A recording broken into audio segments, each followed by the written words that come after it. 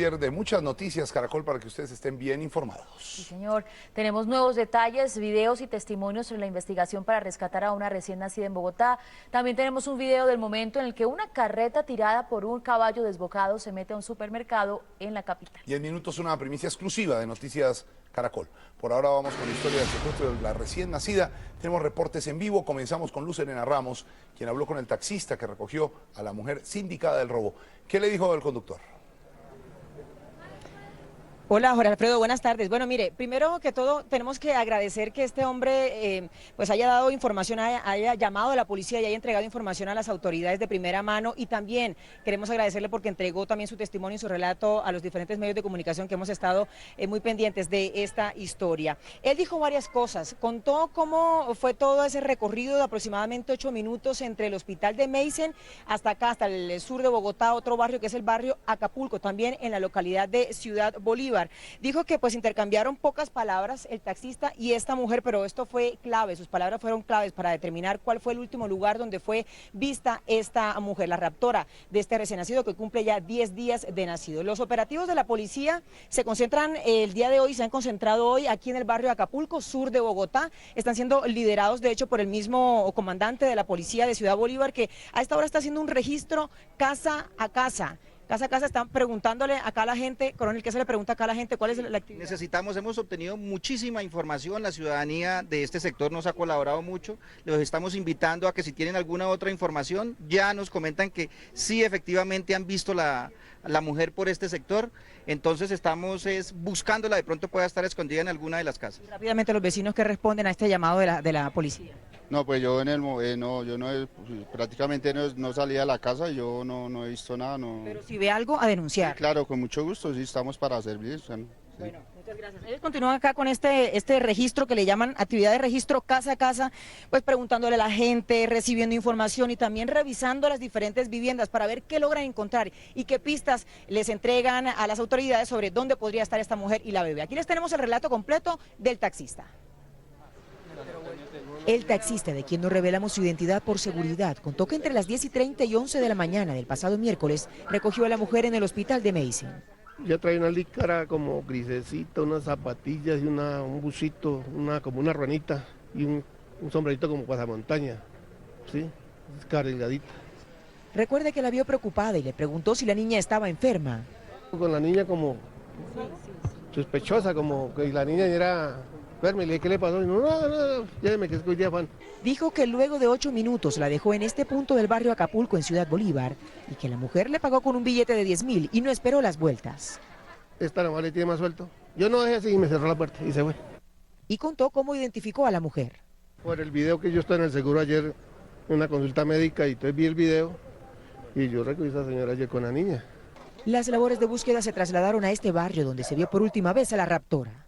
Estamos con una información de que la menor la dejaron por acá. Si usted la ha visto, nos puede colaborar. No, la verdad estábamos de viaje, está bien. Dejamos el volantico acá por si nos puede colaborar con eso. Pues no, nosotros miramos la foto y no, que por aquí no hay ninguna muchacha que se parezca a ella. No conozco a la muchacha, yo vivo aquí hace mucho tiempo. Yo llevo 10 años de vivir acá. La policía continúa entregando volantes y afiches con la foto de Carol Brigitte y el retrato hablado de la secuestradora. Solicitando unos registros voluntarios en cada una de las casas. Aquí la ciudadanía es muy colaboradora y esperemos que a partir de este momento empecemos a recibir mucha información que nos conduzca a dar con el paradero de esta bebé lo antes posible. John Franco, padre de la menor, estuvo esta mañana en el barrio y agradeció al taxista por la información que entregó a las autoridades. Mire, nosotros sabemos que el mejor final para esta historia es que esta niña aparezca y que Dios mediante pueda aparecer muy bien de salud. Por eso, si usted está viendo esta información a través de Noticias Caracol, ya se dio a conocer el retrato hablado de esta mujer que tendría la bebé. Si usted la ve, si la reconoce, lo mejor que puede hacer es denunciarla. Si usted es un buen ciudadano, ese es lo mejor que debe hacer. Mabel, sigue usted con más información. En estudio nos despedimos a esta hora desde el sur de Bogotá. Pero estamos atentos, Lucelina, gracias por todo ese reporte. 12:35 de la tarde. Noticias Caracol conoció otro video del momento en que la mujer que se robó una bebé en Bogotá corre hacia un taxi y huye. En el norte de la capital está César Chaparro, quien nos tiene los detalles. ¿Qué más se observa en este video, César? Mabel, muy buenas tardes. Pues nuevo video que ha revelado la policía se observa cuando la mujer corre hacia un taxi, lo para, aunque no se observa bien, no quedó registrado cuando ella se sube al taxi, sí se observa cuando el conductor cambia su ruta, cambia su camino porque la mujer le indica que debe tomar hacia el norte de la capital del país por la avenida Boyacá. Cuando van por esta avenida Boyacá, dice la mujer que el taxista tiene que girar hacia la izquierda, hacer un retorno para regresarse hacia Ciudad Bolívar. Recordemos que esta vía también lleva a Villavicencio. Dice el mismo testigo, dice el mismo taxista, que cuando iban a la altura, 500 metros después de el botadero de Doña Juana, la mujer le pide que suba hacia la montaña 500 metros. Así obedece el taxista, hace el recorrido, sube por la montaña y efectivamente en un punto del barrio Acapulco, ubicado en la localidad de Ciudad Bolívar, la mujer se baja y sale a correr con la bebé en las manos, en los brazos. Ahora, César, la pregunta es, ¿la mujer puede estar en este sector o le han hecho más seguimientos y tienen pistas de que esté en otro lugar de Bogotá? Jorge Alfredo, en este momento con ayudas técnicas, como llama la policía, es decir, interceptaciones telefónicas, se conoce que la mujer hasta esta mañana se encontraba en ese sector de Acapulco. Sin embargo, en las últimas horas la policía ha recibido varias llamadas, incluso, dice la policía, llamadas de las propias personas que conocen a esta mujer, familiares y amigos. Como ha dicho el comandante de la policía de Bogotá, son 30 millones de pesos de recompensa, por lo que significa que la gente se está movilizando para dar con el paradero de esta mujer, no solamente por la plata, considero yo, sino también por devolver esta niña a los brazos de sus padres. La cámara de seguridad graba a la mujer 3 cuadras adelante de donde se robó a la niña. Aquí, ella le pide al taxista que se devuelva y tome la avenida principal, como se observa en otro video. El taxista obedece y se va por la avenida Boyacá hacia el norte. A 1 kilómetro de recorrido, hace el retorno para regresar a Ciudad Bolívar. 500 metros después, gira a la derecha y sube hasta el barrio Acapulco, lugar donde, según el taxista, la mujer pagó y salió corriendo con la bebé. La información de este hombre y de otras personas que han llamado a colaborar con la investigación ha permitido estrecharle el cerco a la mujer, según el comandante de la policía en Bogotá, general Luis Martínez. Hombre, mire, ya sabemos usted quién es. Lo único que nos falta saber es dónde está. Y lo vamos a lograr muy pronto porque cualquier ciudadano, cualquier persona que la conozca, cualquier vecino suyo, la va a delatar por los 30 millones de pesos. Entonces entréguese y haga menos difícil la situación judicial que va a tener que afrontar. El oficial también hizo un llamado a la comunidad. Esa mujer tuvo que haber pasado por una escuela, por un colegio. Ella tiene que tener alguna actividad para poder subsistir. Ella tiene que trabajar en algún lado, debió haber trabajado en algún lado. Y ella no puede vivir en el monte. Ella tiene que vivir en la ciudad de tal manera que ella tiene vecinos, tiene amigos. La policía asegura que el rescate de la menor se podría dar en cuestión de horas. Y estos anuncios los hizo el comandante de la policía de Bogotá aquí en la localidad de Usaquén, donde días antes se presentó una masacre. Él trasladó su despacho toda la mañana aquí para escuchar a la comunidad. Dice él que hasta el momento no se han registrado ningún tipo de denuncias en lo que tiene que ver con extorsiones o venta de alucinógenos. Él pide a la comunidad que denuncie para así dar con el paradero de los responsables, tanto de la masacre como de las posibles extorsiones que se puedan presentar aquí en este sector del norte de la capital del país. César Chaparro Pinzón, Noticias Caracol. César, gracias. Su información desde el norte de Bogotá. Y la imprudencia de un zorrero en el sur de la capital estuvo a punto de provocar una tragedia. El inexperto conductor obligó al animal a tomar una curva a toda velocidad, pero el vehículo se metió a un supermercado y una de las clientas que se encontraba allí resultó herida. Noticias Caracol obtuvo los videos de lo ocurrido. La cajera de saco rojo registra las compras de una de sus clientas. Mientras tanto, la cámara que está fuera del supermercado graba la carreta cuando toma impulso desde el final de la cuadra. En el vehículo viajan 5 personas, entre ellas 2 niños, pero cuando intenta girar, el caballo no lo logra. Por eso el animal se va de frente contra las 3 personas que se encontraban en la caja registradora en ese momento. Aquí se ve la violenta entrada del animal desde otro ángulo. Incluso 2 niños se salvan de ser embestidos por unos centímetros. Miren cómo la clienta queda debajo del animal y logra salir antes de que el caballo empiece a dar patadas. Esa mujer, que prefirió reservar su identidad, hoy no sabe cómo sobrevivió. Que fue un milagro que no me matara o me hiciera algo más. Del accidente quedaron, además de la mujer herida, 3 vitrinas rotas. El carretero pagó algunos daños y el caballo fue decomisado por unas horas. Después se lo devolvieron a su dueña. Pero la víctima pidió a las autoridades que se controle ya el tránsito de estos vehículos, pues en su caso ni siquiera hubo un seguro que pagara los gastos médicos. ¿Alguien le respondió por las citas, los exámenes? Nada, en absolutamente nada. La secretaria de Movilidad, Ana Luisa Flechas, recordó que este lunes serán citados los carreteros de la ciudad para iniciar el proceso de cambio de estos vehículos por otras modalidades de trabajo. Allí va a haber cerca de 10 concesionarios ofreciendo vehículos con características que se han determinado aquí en la alcaldía. En Bogotá se calcula que hay más de 2.500 carreteros que deberán bajarse del caballo y usar medios más seguros. En Bogotá, Yarit Muñoz, Noticias Caracol. ¿Cuál ha sido el mayor susto que ha tenido en la vida? Cuéntenos en @noticiascaracol. 12:47, atención, el gobierno acaba de tomar una drástica decisión frente a la presencia de imitaciones chinas de sombreros volteados en el mercado colombiano. Luego de la denuncia de Noticias Caracol en la que se demostraba que habían ingresado a Colombia con los papeles en regla, el Ministerio de Comercio ordenó retirarlos. Precisamente tenemos comunicación telefónica en este momento con el ministro de Comercio Exterior, el doctor Sergio Díaz Granados. Ministro, buenas tardes. ¿Cuál es exactamente la decisión? Bueno, buenos días. Hemos tomado 2 decisiones.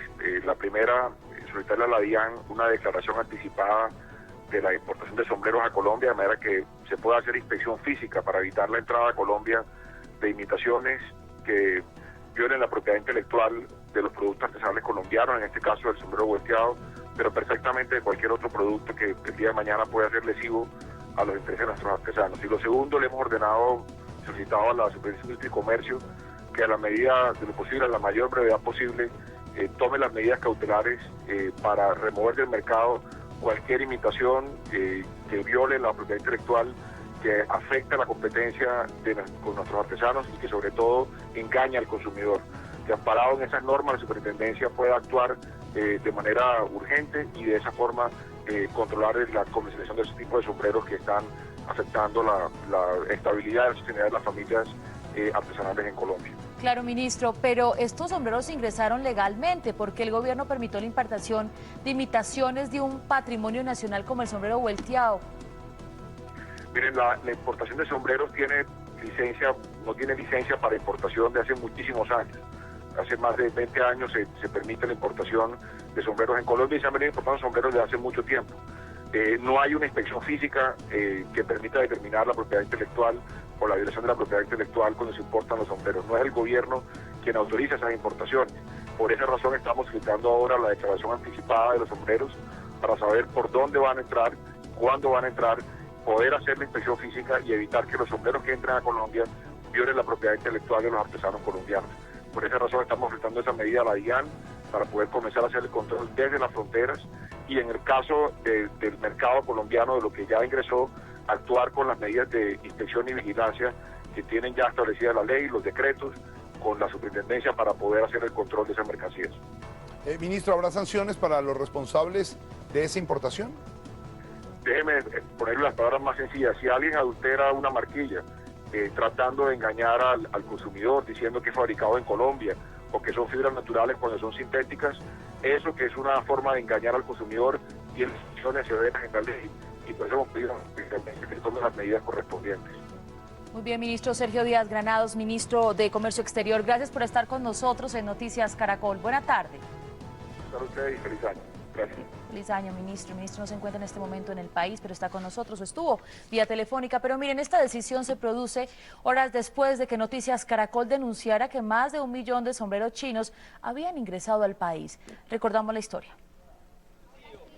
Son muy parecidos a los que tejen los artesanos, pero en el mercado valen cerca de 10.000 pesos, mientras los originales cuestan entre 100.000 y 130.000 pesos.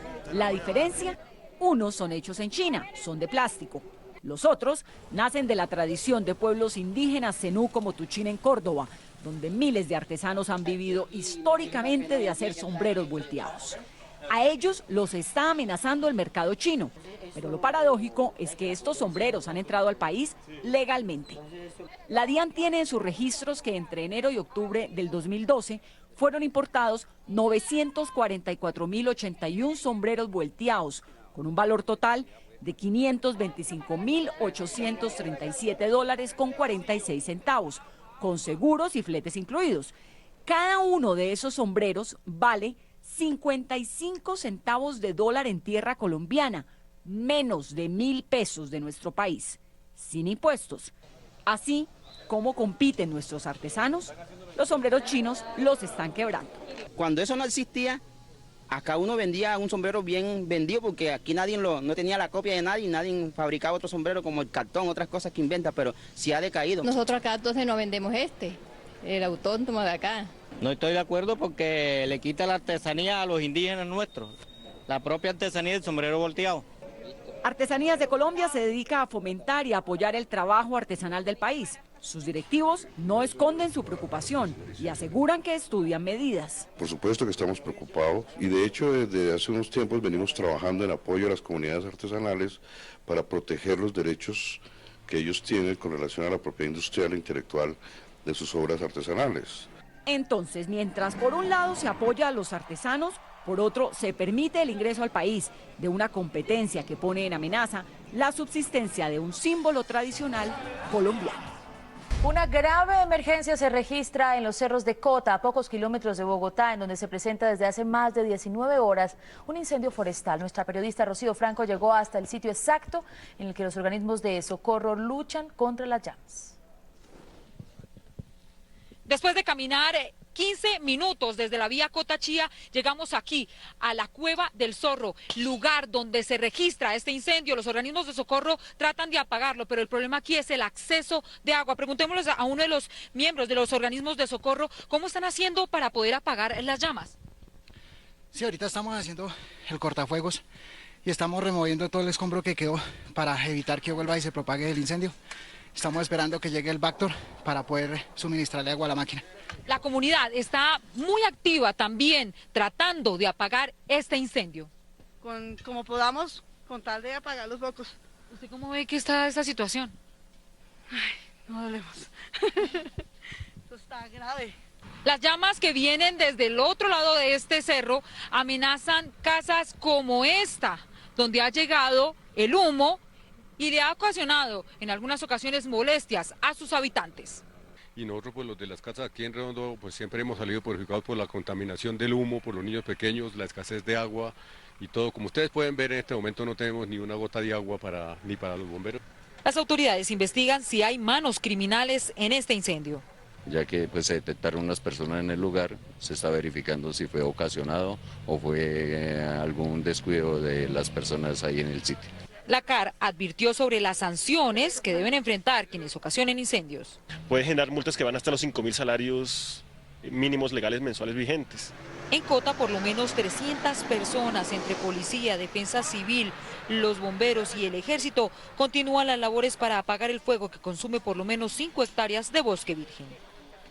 Pues a las 12:55 vamos de inmediato en vivo a Cota, en donde permanece Rocío Franco. Rocío, situación a esta hora, cuéntenos.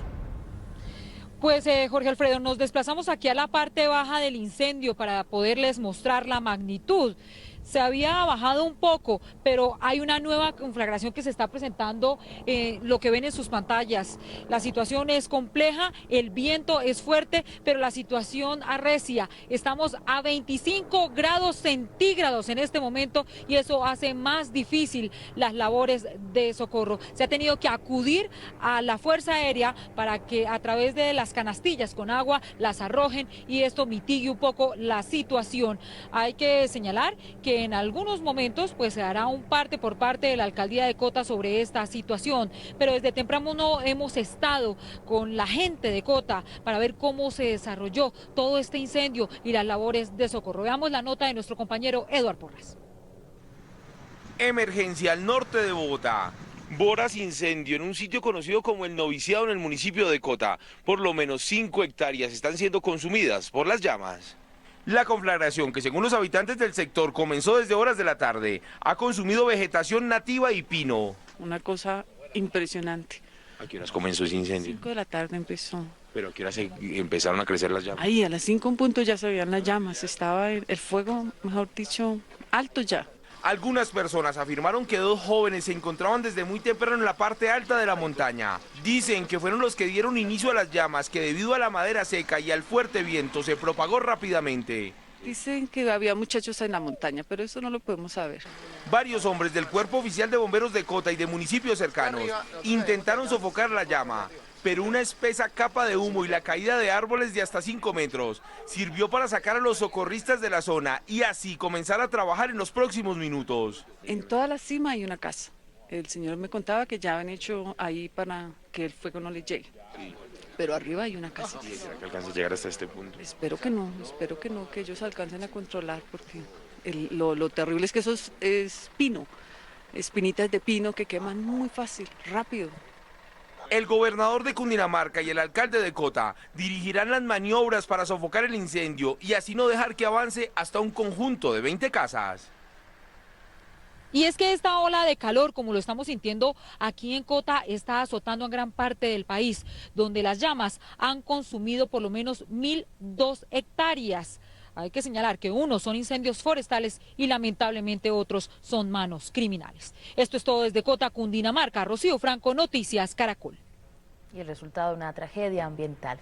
Pues bien, mientras tanto, hasta un juzgado de menores fueron llevados los 10 jóvenes señalados de provocar otro incendio en los cerros orientales de Bogotá. Vamos en vivo con Julián Ríos. Pero Julián, ¿por qué delitos serán procesados estos menores? Buenas tardes, el delito se llama daño en los recursos naturales y no contemplaría una medida de aseguramiento por tratarse de menores de edad.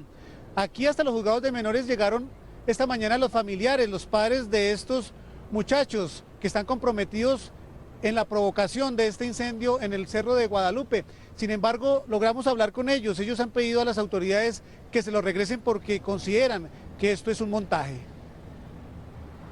Los padres de los 10 menores que son señalados por la policía de provocar el incendio en los cerros de Bogotá se presentaron hoy a los juzgados para exigir que les devuelvan a sus hijos. Estamos esperando a ver si el juez, que nos atienda un juez a ver qué nos soluciona, que supuestamente iban a hacer una audiencia, pero no nos han dicho nada, ni nos solucionan nada.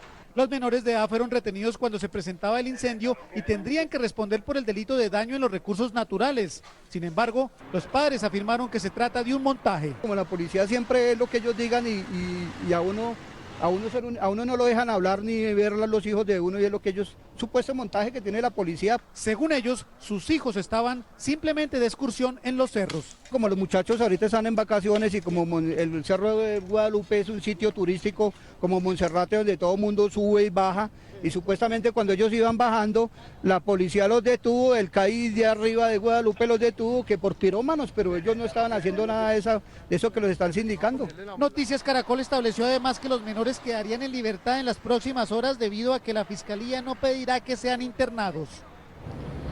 En las horas de la tarde los jóvenes regresarían a sus padres, simplemente de ser hallados culpables recibirían una simple amonestación, pero los daños en el Cerro de Guadalupe son incuantificables y nunca se hallarán a los responsables. Es la información desde el centro de Bogotá, Julián Ríos, Noticias Caracol. Julián, gracias. Su información desde el centro de Bogotá. Y a esta hora un incendio forestal de gran magnitud en la zona montañosa del municipio de Tona, Santander, ha consumido 30 hectáreas de bosque y amenaza con extenderse hacia la Reserva Natural de Santurbán. Las autoridades piden ayuda para combatir las llamas. También generan emergencias por incendios en otras zonas del país.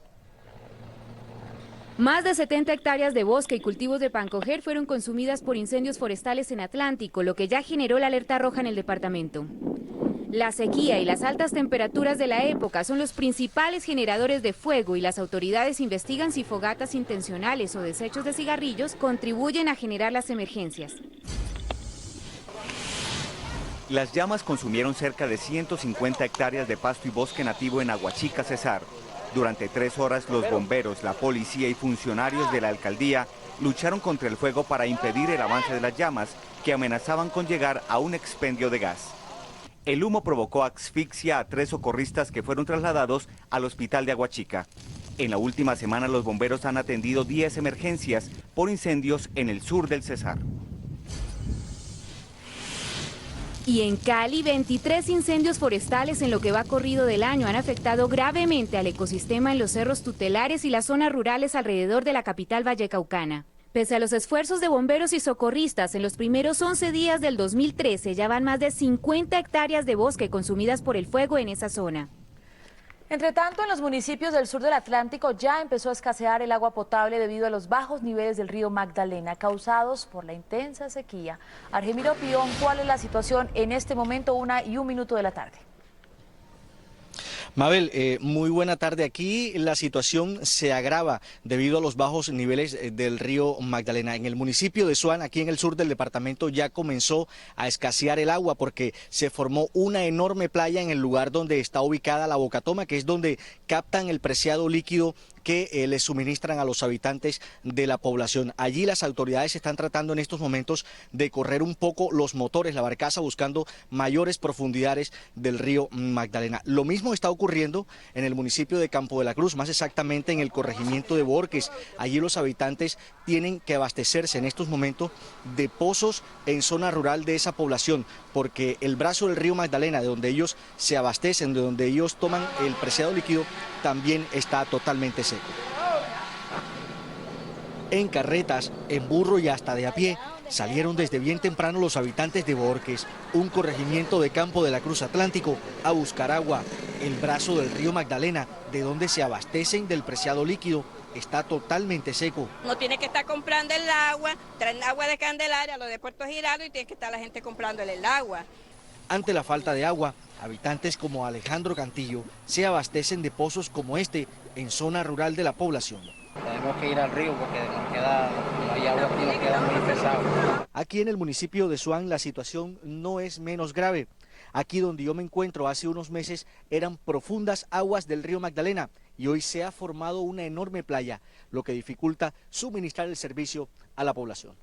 En estos momentos no tenemos agua en el municipio de Suán. En el día de ayer tampoco se pudo mandar agua a la comunidad por la sequía, por los bajos niveles que se manejan en el río Magdalena. Los motores para extraer el agua del río los están trasladando a otras zonas. Hoy se están haciendo los esfuerzos necesarios para ver si con el nivel de agua que está en el momento donde está la barcaza puedan trabajar los motores. Según las autoridades, los niveles del río Magdalena en Atlántico están bajando entre 7 y 8 centímetros diarios. En estos momentos las autoridades están recomendando a los habitantes del sur del Atlántico economizar mucho el agua. Y se están adoptando también unas medidas. Las alcaldías municipales y la gobernación del Atlántico está tratando de llevar agua en carrotanques a estas poblaciones que están sufriendo ya por la escasez del preciado líquidos, mientras se buscan soluciones a este problema. Desde Palmar de Valera, Atlántico, Argemiro Pion, Noticias Caracol. Argemiro, gracias. Información desde el Atlántico. En Boyacá, también por el intenso verano, las autoridades han declarado la alerta máxima por desabastecimiento de agua en la región. Erika González nos envió hace algunos momentos el siguiente reporte. La fuerte sequía que se viene presentando en el departamento de Boyacá ha hecho que las autoridades tomen medidas necesarias para afrontar esta crisis. Nos encontramos con el ingeniero José Ricardo López, director general de Corpo Boyacá. Las medidas que ha adoptado la corporación para afrontar esta emergencia. En complemento a las medidas que se han tomado a nivel nacional, Corpo Boyacá ha hecho lo propio una vez analizada la situación en los municipios de su jurisdicción. Se emitió la resolución 14 de 2010 que disminuye la captación de agua en concesiones otorgadas al sector agrícola y pecuario en un 15-20%, al sector industrial en un 30%, al sector minero en un 80% y restricción absoluta en las actividades, uso de agua en el sector recreativo.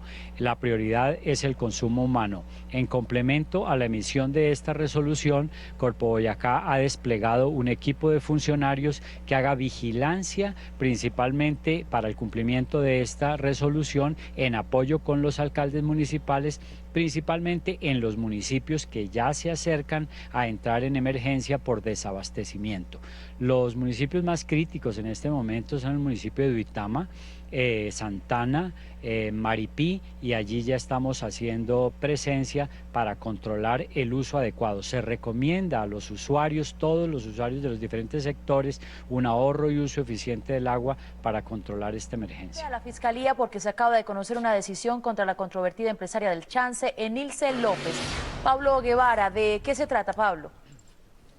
Hola, ¿qué tal, Mabel? Muy buenas tardes. Pues lo primero que hay que recordar es que el tribunal, o mejor, un juzgado especializado de Bogotá había condenado a 9 años de prisión a Enilce López por supuestos vínculos con grupos armados ilegales. Dentro de esta investigación que se había originado por la muerte del vigilante de un peaje en el año 2000 en el municipio de Carmen de Bolívar, pues el Tribunal Superior de Bogotá ha determinado que no solo tenía vínculos con estos grupos armados ilegales, sino que también tuvo algún grado de participación en la muerte de esta persona. Por eso, en vez de esa condena inicial de 9 años de cárcel, pues finalmente ha quedado en 40 años de prisión. A propósito de la lucha contra los grupos armados ilegales, en este caso las BACRIM, hoy la Fiscalía General de la Nación ha presentado un balance de esa lucha, de esa actividad. Y pues ha manifestado, digamos, la situación de lo que se ha registrado en la capital de la República y cómo estas bandas criminales estarían tratando de ingresar a la capital del país. Ofreciendo armas, drogas y a cambio de un porcentaje por los negocios ilícitos, bandas criminales como los urabeños estarían buscando extender su influencia en la capital del país. Articuladamente todos los órganos del Estado estamos trabajando para establecer qué pasa en Bogotá, cómo es la delincuencia organizada en Bogotá, qué diferencia hay entre lo que llamamos las bandas criminales, si tienen diferencia con las combos, con las bandas delincuenciales históricamente que actúan en los barrios y en las comunas aquí en Bogotá. Pero para la Fiscalía también es preocupante que estas bandas criminales estén reclutando a menores de edad en todo el país, como ocurrió recientemente en Villavicencio, donde fue capturado un cabecilla que actuaba bajo la fachada de jefe de una empresa comunitaria de seguridad. Los sedujo, primero introduciéndolos en el consumo de drogas, después en ofrecerles un trabajo, y de ahí entonces este señor, tenemos ya probado 29 casos de menores que fueron capturados por él. Durante el 2012 fueron detenidos cerca de 1.500 integrantes de las bandas criminales en el territorio nacional. Bueno, pues estos menores que han sido recuperados de manos de las bandas criminales han sido puestos en manos del Instituto Colombiano de Bienestar Familiar. Vuelvo con ustedes a estudio. Muy buenas tardes. Un crimen pasional se presentó en las últimas horas en un barrio de Medellín. Según las autoridades, un menor fue asesinado por salir con la exnovia de otro joven. Según algunas versiones, la víctima venía siendo amenazada a través de redes sociales. Beatriz Rojas, ¿qué dicen los testigos? Buenas tardes. Jorge Alfredo, buenas tardes. Pues mire, según pudimos hablar con las autoridades, también con la comunidad, quienes nos narraron los hechos, el joven desde hacía varios días venía siendo amenazado por redes sociales, era lo que él decía. Sin embargo, él no le prestaba atención, pues él le decía a sus familiares y a sus conocidos que eso no valía la pena, que se trataban pues como de amenazas sin ningún fondo. Sin embargo, el joven salió en las últimas horas hacia una peluquería en donde se estaba haciendo motilar. Cuando salía de ahí fue interceptado por otro hombre que le disparó. En este sector del barrio Santa Mónica en Medellín fue asesinado Kevin Incapié, un joven de 16 años que fue abordado por un hombre armado. Según vecinos y familiares, el crimen obedece a motivos pasionales. Él pasaba por acá en los últimos días a las 5:30, como que la acompañaba a una novia que él tenía, no sé cuál, a coger el bus aquí a la 92. Las autoridades investigan si el exnovio de la joven había amenazado de muerte a Kevin a través de las redes sociales. De ese caso estamos verificando, tenemos un equipo de investigación y estamos haciendo unos requerimientos con Fiscalía para poder entrar a verificar esa información que usted manifiesta. Vecinos del sector relataron su versión de lo ocurrido. Él ya había salido de motilarse y alguien dejó la bicicleta en toda la esquina y vino y como que habló algo con él y de ahí sí, nosotros alcanzamos a ver pues cuando le pegaron los tiros y todo eso, pero no, lo cierto es que uno no sabe pues qué discutieron o sobre qué tema hablaron, pero seguro.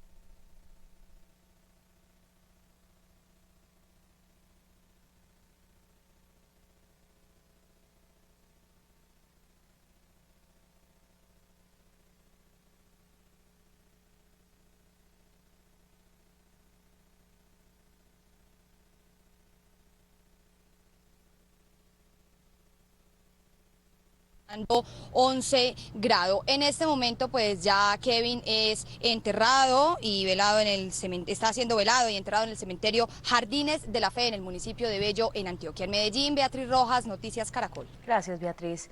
San Cayetano, un corregimiento de Bolívar donde hace 3 días ocurrió una asonada contra la policía, permanece bajo vigilancia de escuadrones antidisturbios. La razón es que hoy se cumple el sepelio de un joven presuntamente asesinado por un uniformado. Carlos Cataño, ¿se han registrado nuevos incidentes violentos? Carlos, buenas tardes. Muy buenas tardes. Por fortuna no, todo ha transcurrido en un ambiente de completa normalidad, claro, en tensión. El sepelio ya se cumplió y fue muy apacible, todo lo contrario. En medio del repudio, los familiares llamaron a la calma. Tatiana Rivera es una de las habitantes de Imuna, allegada a la víctima. ¿Por qué ustedes solicitaron que todo fuera en paz? Porque la víctima era una persona, no era conflictiva, era un niño que tenía muchos valores y muchas virtudes y que solo le gustaba bailar y hacer fiesta. Era un niño de bien, que eso quede claro, no era una persona violenta. Muy bien, mientras tanto aquí ustedes pueden observar vestigios de lo que fue esa sonada. Vidrios rotos, casas averiadas y esta motocicleta que también fue víctima de las pedreas y de los enfrentamientos que se dieron por varias horas. La población sigue bajo vigilancia estricta de la policía, pero ya todo ha retornado a la normalidad. Por el momento es toda información desde San Cayetano, en el norte de Bolívar. Carlos Cataño y Guarán. Sigan ustedes en estudio. Carlos, y seguimos en la costa Caribe. En Cartagena, 10 camiones compactadores del grupo de 22 que llegarán algún día a Bogotá para recoger las basuras de la capital, ya han pasado la prueba tecnomecánica. Ronald Avellaneda, ¿cuándo se espera que termine este trámite? ¿Cuándo podrán venir a Bogotá esos camiones? Pues Jorge Alfredo, hasta el momento podemos decir que aunque no hay una fecha exacta, sí se avecina, digamos, que se finalice una primera etapa con el lote de 22 camiones que llegó en la segunda semana del mes de diciembre del año anterior. Y la pregunta es cuándo podrán estar allá en la capital del país cuando se finalice este trámite que avanza de manera lenta, pero digamos que eficiente a la hora del traslado de los camiones. Llegaron 10 de este lote de 22, 5 de ellos en la mañana de hoy continuaron con este proceso de revisión. Uno a uno fueron pasando por los diversos puntos o estaciones que tiene este centro de diagnóstico automotriz en el sur de la ciudad, y uno de ellos presentó una falla. A la hora de frenar no se encendían las luces de la parte de atrás del vehículo. En la mañana de hoy nos informaron que ese carro pues solventó todas las pruebas y ya están fuera de la revisión. Se espera que en las últimas horas otros vehículos ingresen a este lugar que según el mismo gerente no ha tenido ningún inconveniente a la hora de recibir los vehículos y que uno a uno ya fueron revisados de manera eficiente. Gracias, Ronald. En Santa Marta, delincuentes se llevaron un cajero electrónico con el dinero con el que horas antes había sido recargado. Las puertas de la cabina en donde estaba el cajero fueron abiertas con llaves originales, según la policía. El cajero automático estaba ubicado en la Avenida del Libertador, una de las zonas de mayor movimiento vehicular en el centro oriente de Santa Marta. Los vecinos del sector dijeron que no hubo ruido. Realmente no escuchamos nada, no, porque como las habitaciones de nosotros quedan al fondo, no escuchamos nada. Ni las alarmas se activaron del cajero, o sea. Aseguraron que del cajero solo quedó la carcasa. Se llevaron la caja en donde estaba el dinero. Toda la plata que habían colocado en el día de ayer. ¿Y el cajero, la parte donde va la plata también, que se la llevaron? Sí, todo, se llevaron todo. El cajero no fue violentado, según el comandante de la policía de Santa Marta. Todo indica que ese robo tuvo que estar muy bien planeado, partiendo de un principio que utilizaron llaves. El oficial dijo que quienes cometieron el robo tenían que conocer muy bien los mecanismos de seguridad. Luego de que desactivan o se abren las chapas, tienen 5 segundos, debe activarse la alarma. Segundo, la cámara que está en la parte interna, fueron cortados los cables. Ni los directivos del banco como tampoco las autoridades han determinado aún la cantidad de dinero que había en el cajero. En Santa Marta, Luis Oñate Gámez, Noticias Caracol. Y un duro, fuerte golpe le dio la policía a las bandas de microtráfico en Cali. Ellos localizaron una vivienda que ha sido convertida en un gran centro de acopio. Según las autoridades, la información ciudadana condujo al hallazgo. Eduardo Manzano, ¿hubo capturas en el operativo? Buenas tardes. Jorge Alfredo, no hubo capturas en este operativo, pero las autoridades ya tienen pistas claras sobre los propietarios de este cargamento por un sello característico que tenía el alucinógeno que estaban distribuyendo en este sitio. Y aunque no hubo capturas, sí va a haber extinción de dominio a la vivienda. En esta casa del barrio El Rodeo, en el oriente de la ciudad, la policía encontró un gran centro de distribución de alucinógenos, especialmente bazuco, que abastecía a otros sectores de Cali. Prácticamente en alrededor de unos 20 barrios del oriente de Cali. Los investigadores hallaron grandes y numerosos paquetes con la sustancia, sellados con cinta y marcados con los nombres de los supuestos expendedores. En esta imagen se ve claramente que hay un paquete marcado con el alias de Perro y otro que dice José. Los nombres fueron confrontados con este listado en el que figuran cerca de 30 presuntos vendedores con las cantidades de droga destinadas a cada uno e incluso las deudas que estos tienen con los grandes distribuidores. En una inspección al lugar, los agentes hallaron baldes plásticos repletos de monedas, producto de la actividad ilícita.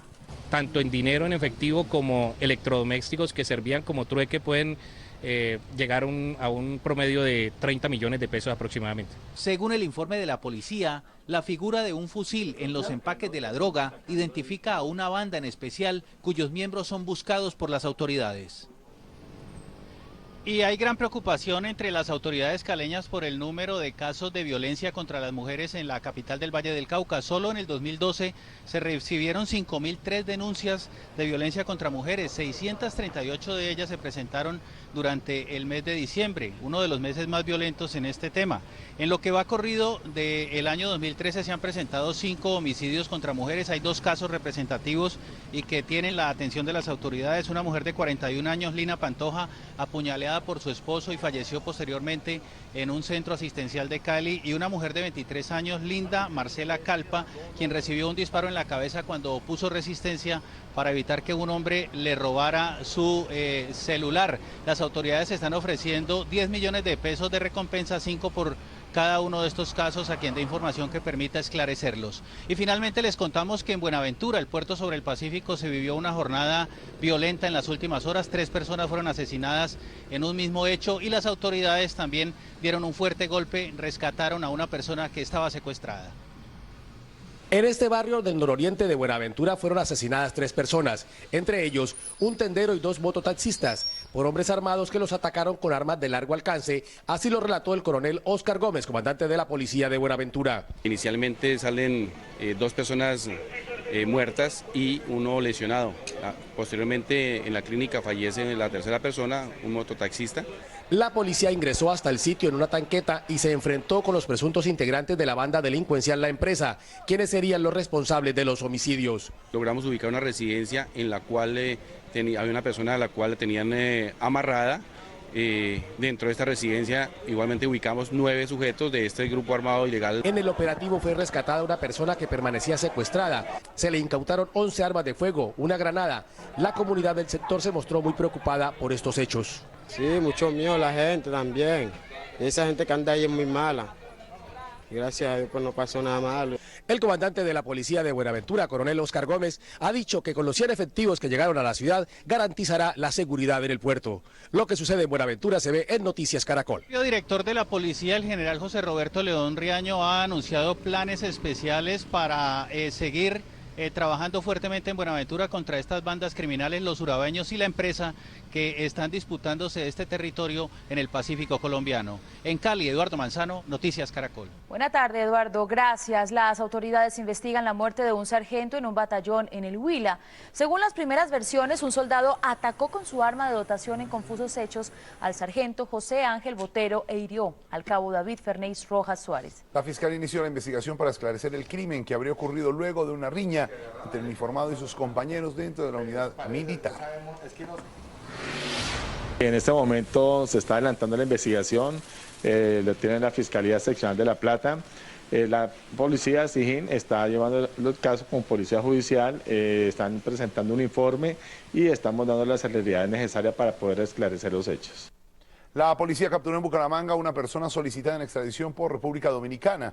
La captura de Fernando Arturo Bautista Mujica se produjo en un bar en el oriente de la ciudad en medio de una fiesta. Según las autoridades, este hombre aparecía en la lista roja del Interpol por los delitos de extorsión y fraude electrónico. La policía logró establecer que el detenido había logrado probar más de 2 millones de dólares de bancos, robar 2 millones de dólares de bancos de la República Dominicana a través de Internet. Además, está sindicado de realizar varios fraudes con tarjetas de crédito de ese país centroamericano. Bautista Mónica, de 29 años, fue dejado a disposición de las autoridades competentes para su extradición. De pico y placa para carros particulares en Bogotá vuelve a regir desde este lunes. La Secretaría de Movilidad anunció que restricción al cargue y descargue se mantiene durante todo el año. La medida aplicará en los horarios de 6 a 8 y media de la mañana, de 6 a 8 y media de la mañana y de 3 a 7 y media de la noche. Seguirá condicionada por números pares o impares de la placa y el calendario. Recuerde que violar la medida cuesta 294.800 pesos. En el caso de los vehículos de carga que hoy tienen restricción para circular en Bogotá, tendrán libertad de tránsito desde el próximo 15 de enero. Sin embargo, el cargue y descargue de mercancía queda prohibido en horas de pico y placa durante todo el año. Las imprudencias en las vías siguen causando tragedias en el país. La más reciente ocurrió en el Cesar, donde un accidente dejó 2 jóvenes muertos y otros 2 gravemente heridos. El conductor de una tractomula también está delicado. Lo peor es que testigos del accidente aseguran que los jóvenes iban colgados en una de las 2 tractomulas que colisionaron. Completamente destruida quedó esta tractomula que transportaba 40 toneladas de maíz y que se accidentó cuando circulaba por la troncal de Oriente en el Cesar. Según la información de los ciudadanos, un tractocamión invadió el carril a otro tractocamión que transportaba maíz y la otra una carbonera. Como resultado del accidente murieron 2 menores de edad que según testigos viajaban colgados en la carrocería de otro tractocamión. Es una carbonera, ellos venían montados en una mula carbonera. Lamentablemente no se sabe cómo saldrían, que dice que salieron volando por la cuestión de la brisa, algo así. Venían colgados en la mula que iba hacia la costa. ¿Cuántos muchachos? Quedaron 3 en la carretera y 2 aquí en la cabina, muertos. Otros 2 adolescentes y el conductor de la tractomula resultaron gravemente heridos y fueron trasladados al hospital de Aguachica, donde permanecen con pronóstico reservado. Con el propósito de salvar los hospitales que pasan por una crisis financiera en Bogotá, la Secretaría de Salud inició un plan de saneamiento para garantizar la atención de los usuarios. El primer paso fue la inyección de 160.000 millones de pesos que se utilizaron en el pago a los empleados, compra de medicamentos e insumos médicos y quirúrgicos. A 17 ascendió el número de hospitales que están en crisis en Bogotá. San Blas, a USME, tenemos también al Hospital del Sur, a Centro Oriente, a Engativá, a Meisen. En los últimos meses se sumaron el Hospital Santa Clara, Kennedy y El Tunal. Dice el secretario de Salud de Bogotá, Guillermo Alfonso Jaramillo, que el incumplimiento de pago por parte de las EPS agudiza el problema. Son 264.000 millones los que deben. Las tarifas que se le pagan a los hospitales son tarifas a pérdida. Solo en el hospital de Engativá, el déficit actual es de 18.000 millones de pesos, aunque según su gerente la situación mejoró, pues a mediados del año pasado el centro asistencial debía 31.000 millones. Se concentra en el 80% entre medicamentos y material médico quirúrgico y el resto en otros servicios. De otro lado, en el hospital de Meisen el año pasado había un déficit de 70.000 millones de pesos. Este es el reporte de hoy. Debemos 51.000 millones y con los trabajadores estamos, como digo, a paz. Según la Secretaría de Salud, este año entregarán en total 350.000 millones de pesos para tratar de sanear esta difícil situación financiera. Y estas son buenas noticias porque cada día más colombianos usan el llamado dinero plástico para realizar sus pagos. Pero lo que algunos no saben es que además de las ventajas que ofrecen las tarjetas por seguridad y rapidez, también le pueden ayudar a su bolsillo por la devolución de 2 puntos del IVA. ¿Cómo es este tema? Un experto nos explica cómo aprovechar esta forma de pago. Muchos colombianos prefieren pagar con sus tarjetas débito o crédito para no llevar efectivo. Y además, como lo explica el vicepresidente de Asobancaria, Daniel Castellanos, esas compras pueden terminar sirviéndole a su bolsillo por la devolución de 2 puntos del IVA. ¿Eso qué quiere decir? Que si usted compra un bien que le cuesta 100.000 pesos, le van a cobrar por ese bien, digamos, 16 puntos de IVA, o sea, le va a tocar pagar de impuesto por IVA 16.000 pesos, y de esos 16.000 pesos o 16 puntos de IVA le van a devolver 2, que va a sumar 2.000 pesos. Castellanos explica que esta devolución solo aplica para los pagos con tarjetas. Que con eso usted va a tener un ahorro en los gastos que hace, un ahorro en términos del pago de impuestos que tiene que hacer cada vez que hace una compra. Entonces es un beneficio que el gobierno ha dado para incentivar o estimular el uso de formas de pago distintas del efectivo. Recuerde además que al hacer pagos con tarjetas de crédito, que idealmente deben ser realizadas a una cuota para evitar los intereses, además de recibir la devolución en el IVA, también acumula puntos que puede utilizar en la compra de tiquetes aéreos, artículos para el hogar y uso personal, entre otros. De esa manera puede convertir su tarjeta en ahorro y no en una deuda. Y si usted tiene preguntas sobre el sistema financiero o quiere conocer más, escriba a educacionfinanciera@sobancaria.com.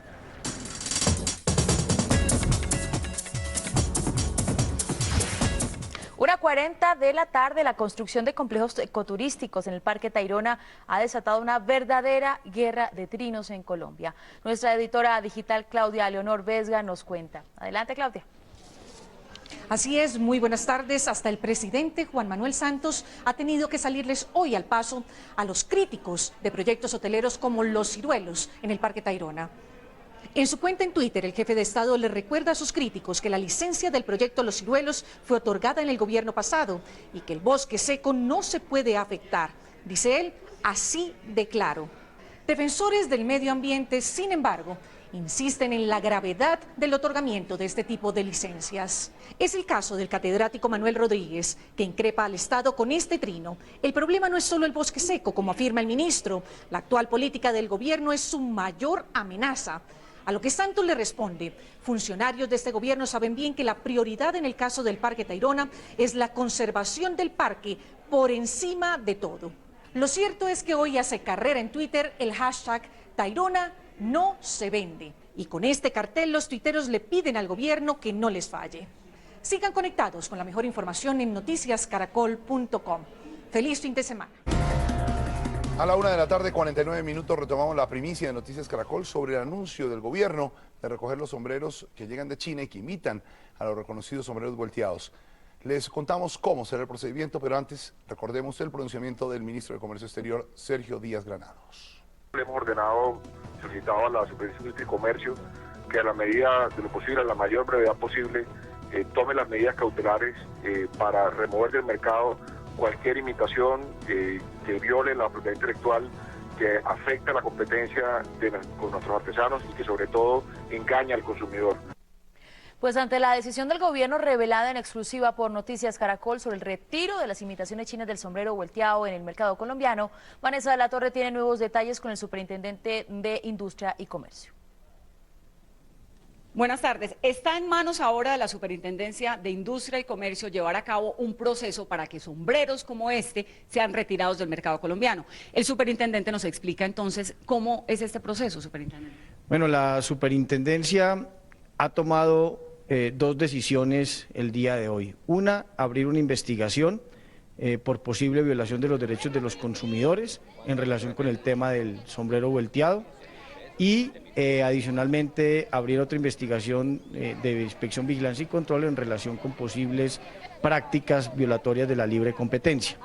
Adicionalmente, Artesanías de Colombia está haciendo las consultas pertinentes con las comunidades de San Andrés de Sotavento con el fin de que ellas, en ejercicio de los derechos de propiedad intelectual que tienen, inicien acciones de propiedad intelectual y de competencia leal, acciones jurisdiccionales, con el fin de que la superintendencia pueda, como juez de la República, tomar medidas cautelares para retirar estos sombreros de manera inmediata del circuito comercial.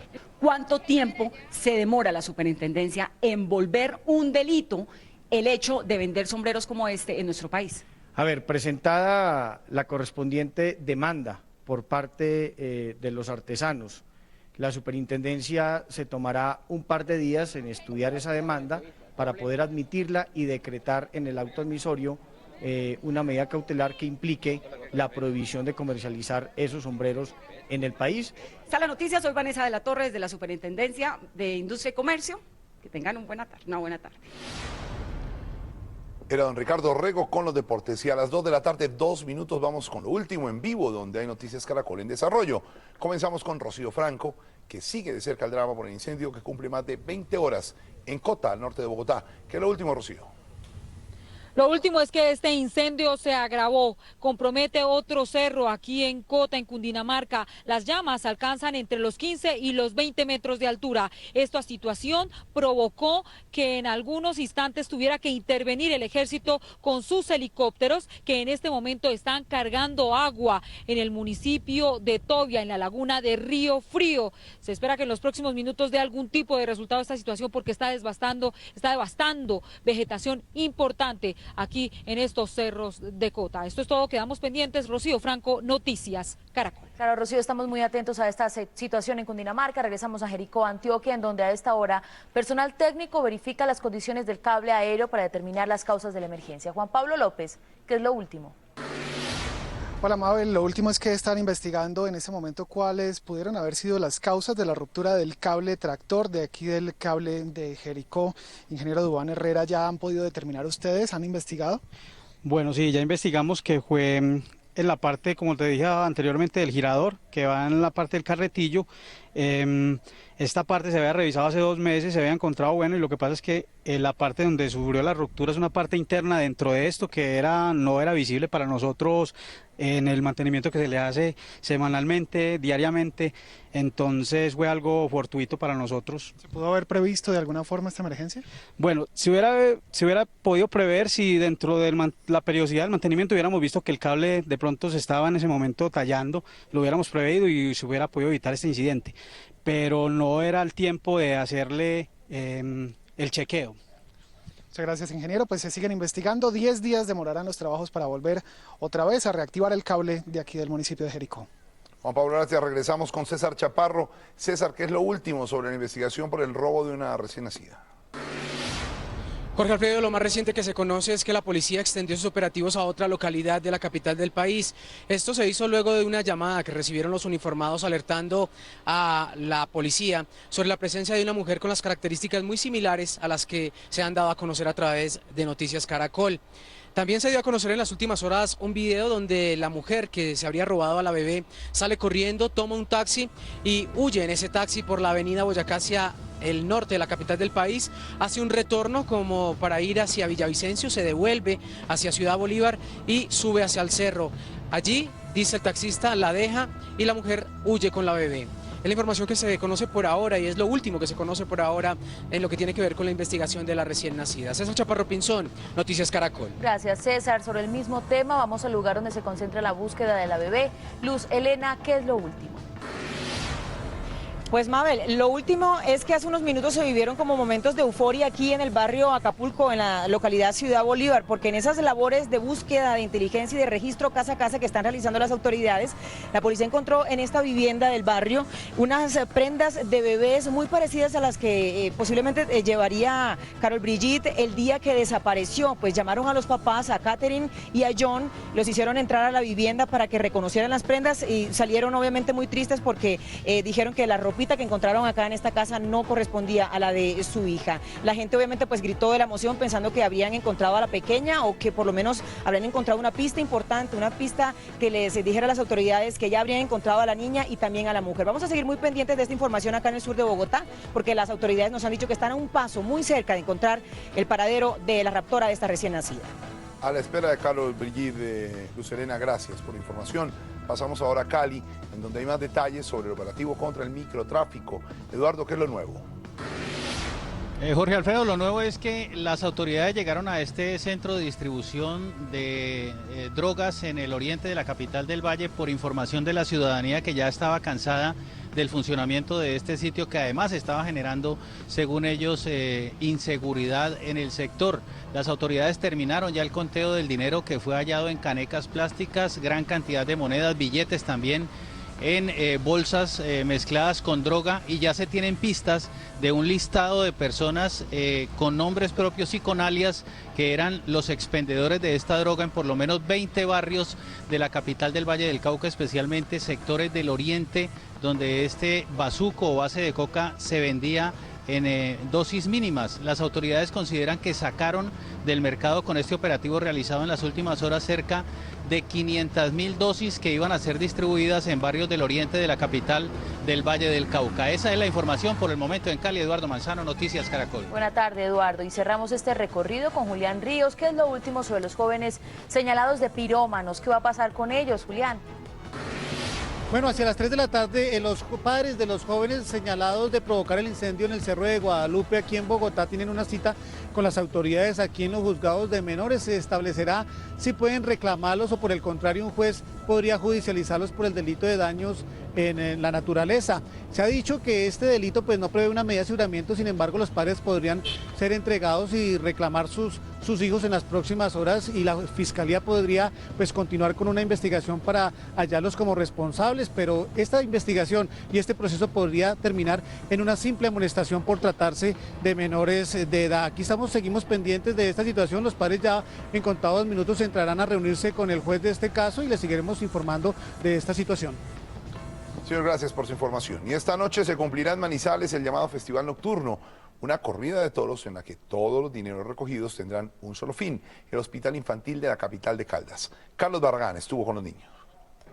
Los niños del Hospital Infantil de Manizales salieron de sus habitaciones para recibir la visita de los toreros. ¿Sabe quién se llamaba Wendy? Wendy era la novia de Peter Pan. ¿Tú lo sabes? Pues yo también veo Peter Pan. Al mejor estilo de la feria, la música, las panderetas y las capas fueron para estos pequeños que reciben tratamiento contra el cáncer. Todos los dineros del festejo de esta noche, empezando por los honorarios de los toreros y subalternos, vendrán para este hospital. Por eso la felicidad de los maestros. Y hoy pues conocer este hospital, conocer a los niños, ver que bueno pues parte de lo que nosotros hacemos en la plaza revierte aquí en ayuda a estos niños, la verdad que me ha hecho sentir muy bien.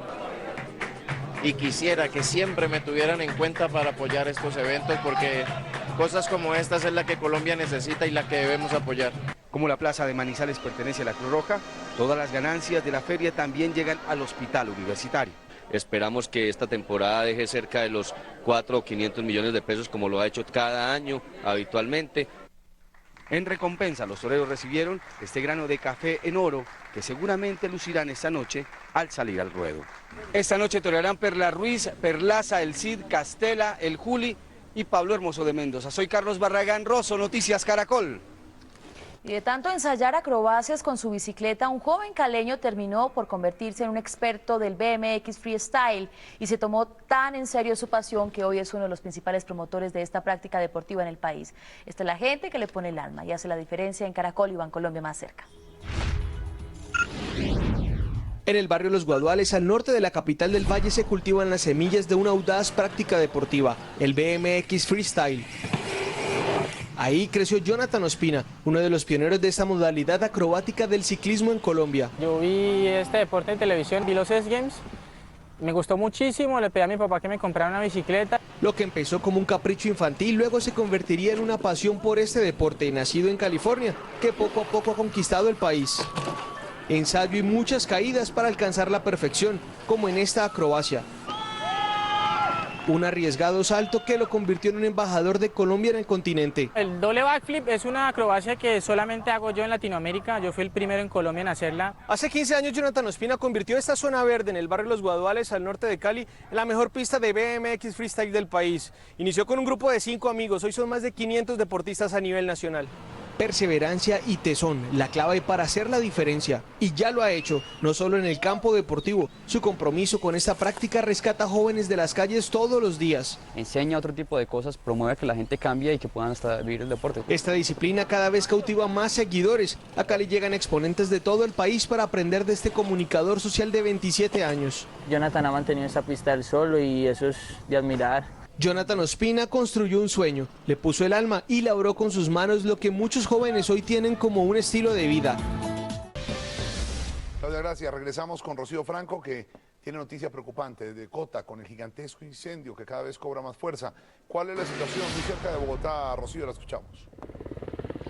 Pues la situación se ha complicado como lo veníamos reportando hace algunos instantes. En este momento hay sobrevuelos del Ejército Nacional porque ha sido imposible poder apagar el fuego. Como lo veníamos diciendo, ya la operación se hace de manera aérea porque a nivel del piso ya ha sido imposible, los organismos de socorro ya no pueden contener las llamas. Lo que se sabe en este momento es que han sido evacuadas 2 viviendas muy cercanas al lugar, pero también otras 5, pero a nivel preventivo por el tema del humo. Se nos dice que las llamas pueden llegar hacia el otro lado de esta montaña que ustedes están visualizando, al municipio de Tobia. La situación, los organismos de socorro, el ejército ha venido a apoyar la situación porque es verdaderamente complicada. Los bomberos no dan abasto. Hay más de 300 personas tratando de apagar las llamas, pero ha sido completamente insuficiente. El agua la traen desde otro de los municipios para poder tratar de mitigar esta situación. Las personas han presentado ya algún tipo de asfixia, pero ya los organismos de socorro las están atendiendo. La situación es compleja porque no se ha podido realizar con mucha repetición los sobrevuelos para poder apagar estas llamas. Noticias de la salud, una historia de no creer. Un hombre al que se le clavó una puntilla en el corazón se salvó. Doctora Fernanda. Se salvó para contarlo, Jorge Alfredo. Muy buenas tardes. Eso le ocurrió en Argentina a un carpintero de 19 años. Mientras que él estaba trabajando, se le disparó la pistola neumática y la mitad de una puntilla de 8 centímetros terminó en su corazón. Según sus médicos, solo 3 personas en el mundo han sobrevivido a esa cirugía. Yo creo que la explicación científica más importante se llama suerte. Un clavo penetró 4 centímetros en su corazón. Lo tuvo clavado en el órgano vital durante 8 horas y está vivo. El paciente del corazón privilegiado es un muchacho de 19 años que trabajaba en una fábrica de pallets en la localidad bonaerense de Cañuelas cuando sufrió el insólito accidente y el clavo de 8 centímetros se le clavó en el esternón hasta llegarle al corazón. Entró sin síntomas, compensado hemodinámica bien, lúcido, caminó inclusive de la ambulancia bien el paciente. Eso nos dio tiempo a poder efectuar otro tipo de estudios como una tomografía computada y poder comprobar a dónde estaba realmente ese clavo. Además de la intervención médica lúcida y oportuna, hubo una situación que paradójicamente fue vital, que nadie le haya sacado al joven el clavo de su corazón. Actuó de tapón, aunque sea parcialmente, y bueno, y los mecanismos rápidos de actuación para poder resolverlo.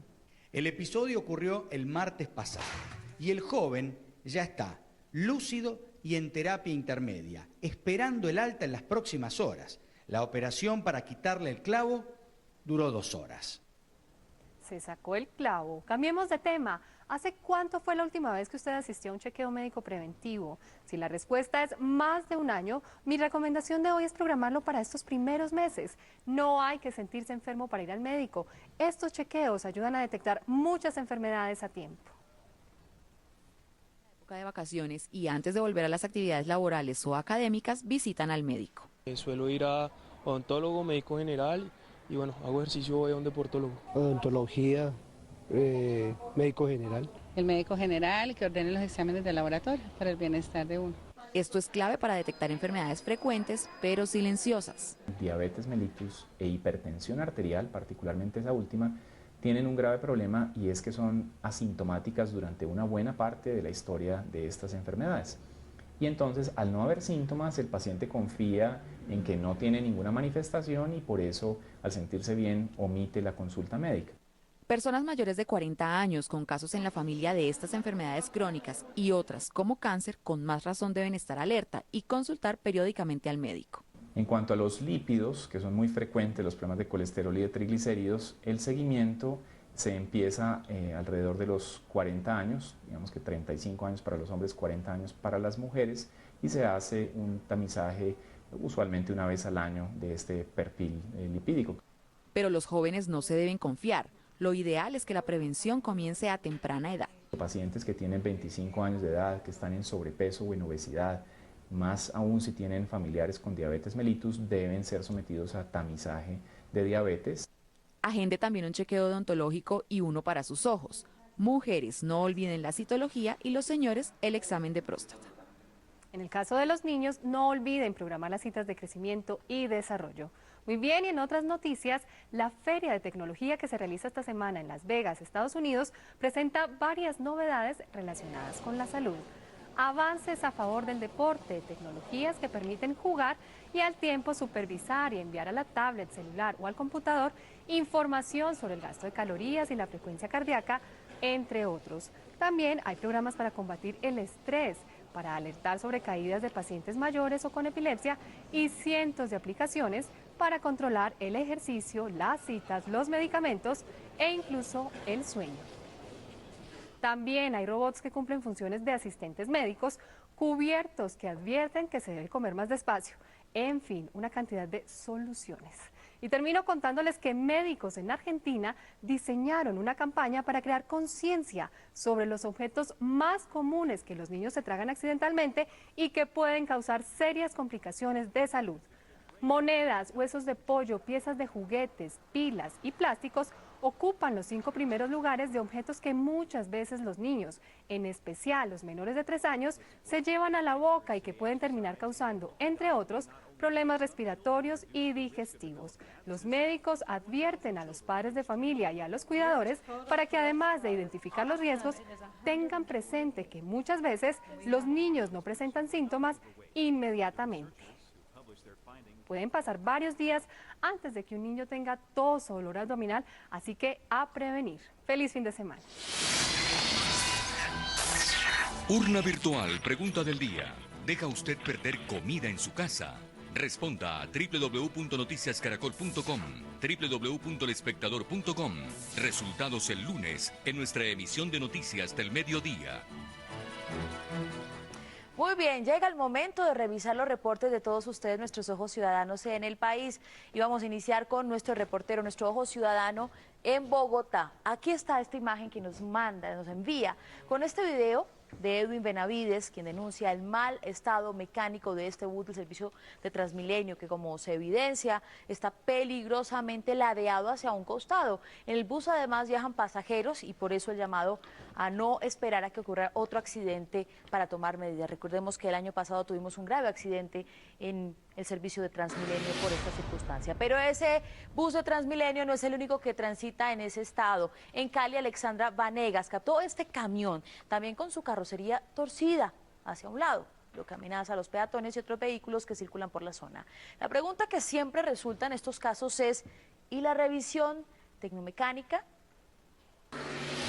Y para quienes aún disfrutan o van a disfrutar de los bellos sitios turísticos del país, Ernesto Perdomo nos inspira con esta bella imagen de un atardecer en Puerto Leguízamo, Putumayo, sobre el río que lleva este mismo nombre, en límites con Perú. Muchas gracias por esta bellísima postal. También nos gustan las buenas noticias a través de las imágenes. Recuerde que usted también puede enviarnos sus videos y fotografías a nuestras cuentas en Twitter, @noticiascaracol, usando la etiqueta #Ojo Ciudadano y el correo electrónico noticias@caracoltv.com.co.